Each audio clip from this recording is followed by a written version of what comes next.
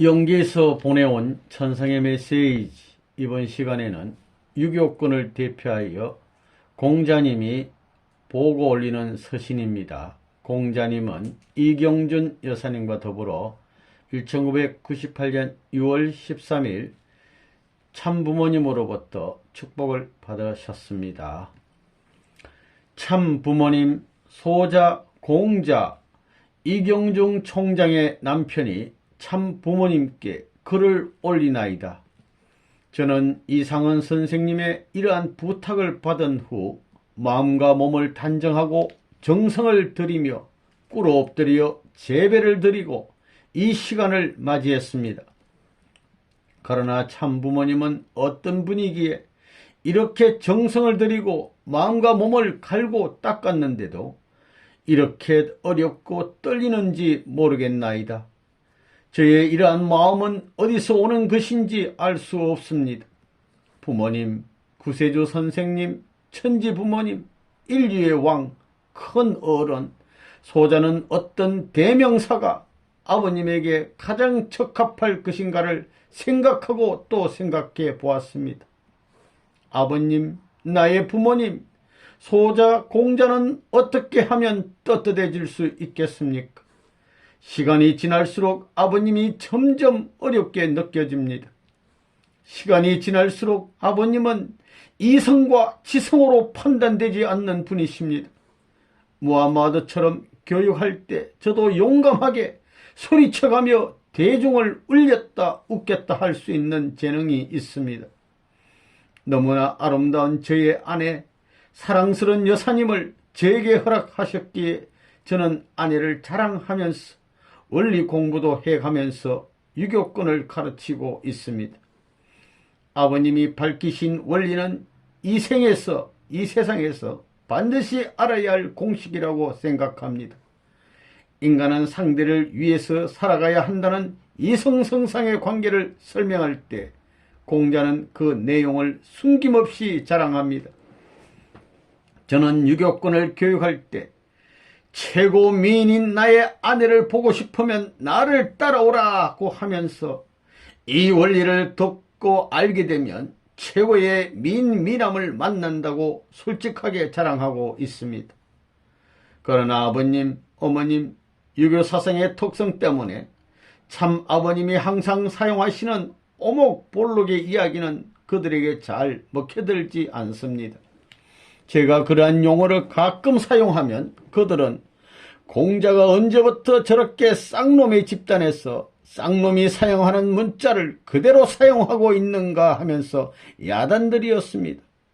그들이 이와 같이 항의하면 저는 나는 쌍놈이 좋소. 내가 지상에서 육신을 가지고 살았을 때 이 교리와 원리를 알았더라면 현재 이곳에서 수많은 여러분들을 만나지 않았을 것이오.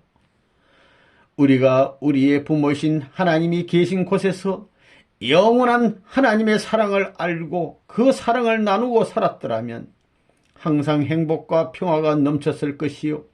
근심 걱정이 없는 평화의 세계에서 살았을 것이요. 그러나 역사의 출발이 잘못되었기에 새로 참 부모님이 우리 세계에 오셔야 합니다. 우리 모두는 그 어른 앞에 중생하지 않으면 우리는 이곳에서 영원히 살 수밖에 없소. 이제 여러분의 생각과 사고를 다시 바꾸시오. 지난날 공자의 가르침을 받고 살았다면 지금도 다시 나를 믿고 새로운 원리와 교리 앞에 머리 숙여주기 바랍니다라고 아주 겸허한 자세로 세밀하게 교육을 시키고 있습니다. 그리고 저는 혼신을 다하여 강의 아닌 호소를 할 때도 있습니다. 그러나 항상 내성적이고 조용하고 예절에 묶여서 다른 사상을 전혀 접할 수 없을 것 같은 저에게서 새로운 변화의 모습이 새록새록 생겨나는 것을 목격할 때 그들도 참부모님의 사상과 원리는 온 인류의 교과서요, 온 인류의 복음서임을 확실히 느낄 것입니다. 아버님, 공자는 너무 동작이 느려서 아버님의 취향에 잘 맞지 않는 것 같지요? 그러나 놀라지 마십시오. 아버님의 일이라고 생각되면 한치 오차도 없이 민첩하게 행동하는 차가 바로 공자의 본성입니다. 앞으로 저희 아내가 아버님 앞에 사랑을 받으면 저도 그 곁에서 절대로 떠나지 않고 두 손을 꼭 잡고 아버님의 사랑과 사상과 교육을 놓치지 않을 것입니다. 아버님, 이상은 선생이 참 아버님을 자랑할 때마다 저는 참 속상할 때가 종종 있습니다. 저분은 어째서 저토록 좋은 시대에 태어나서 구세주를 지상에서 모시면서 사상을 가르치고 연구 분석한 후 이곳에 왔는가? 그리고 나는 도대체 지상에서 뭘 했는가? 라고 자문해 봅니다. 참부모님, 한 번만이라도 꼭 배우고 싶습니다. 정말 그립습니다. 저는 일요일 아침에만 경배하는 것이 아니고 매일매일 경배를 올립니다. 집을 나가고 들어올 때마다 경배를 드립니다. 그렇게 하면서 저는 참 아버님의 생애와 사상에 젖게 해달라는 간절한 정성을 드리고 있었습니다. 그런데 언젠가 저의 귓전에 어떤 음성이 들려왔습니다. 너의 삶의 방향성을 항상 생각해보며 때를 기다려라 하는 음성이 들려왔습니다.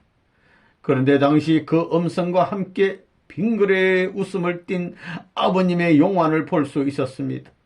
저는 너무도 기쁘고 즐거워서 이상한 선생을 찾아가서 그 사실을 이야기했더니 그는 대단히 기뻐하며 이러한 역사는 지상에서도 정성을 들이는 자녀에게 흔히 나타나며 그것은 국경을 초월하고 종파를 초월하여 일어나는 현상이라고 했습니다.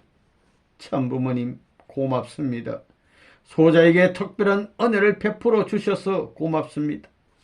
소자는 더욱더 열심히 정성을 들여서 아버님과 어머님의 그 흐름 속에서 생활하도록 노력하겠습니다. 그리고 오늘의 유교권의 섭리가 하나님과 참부모님 앞에 단축될 수 있도록 최선의 노력을 경주하겠습니다. 그리고 교인의 교육과 생활의 변화가 타종교보다 다소 늦어지는 것 같지만 유교인은 마음이 착해서 새로운 진리에 접하면 금세 교화될 수 있을 것입니다. 별다른 내용이 없는 보고를 너무나 장황하게 올려서 죄송하옵니다. 그러나 이러한 기회는 흔히 있는 것이 아니기에 그렇게 하였습니다. 철들지 않은 소재의 무리함을 용서해 주시기를 비옵니다. 그리고 참부모님, 저는 이경준 총장을 사랑합니다. 정말 마음을 놓고 사랑해도 되겠습니까? 이경준 총장님은 저에게 사랑의 편지 한 통도 보낸 적이 없지만 나를 무척 사랑하고 있는 것으로 짐작됩니다. 그것은 이 총장이 항상 아버님 앞에서 공자 가정이란 수로를 쓰고 있기 때문입니다. 아버님은 무척 어렵게 느껴집니다. 그러나 이상하게도 지금은 어린이처럼 모든 이야기를 아버님께 마구 털어놓고 싶어집니다. 참 아버님은 도대체 어떤 분이십니까? 때로는 아버님이 한없이 두렵고 떨리고 어렵게 느껴지다가도 때로는 아버님 앞에 제가 철없는 어린이처럼 되어버리니 아무리 생각해봐도 참 아버님은 하나님과 같은 분이십니다. 참 부모님, 인류의 왕이신 구세주여 천수만수 누리시옵소서. 공자 올림 1999년 12월 30일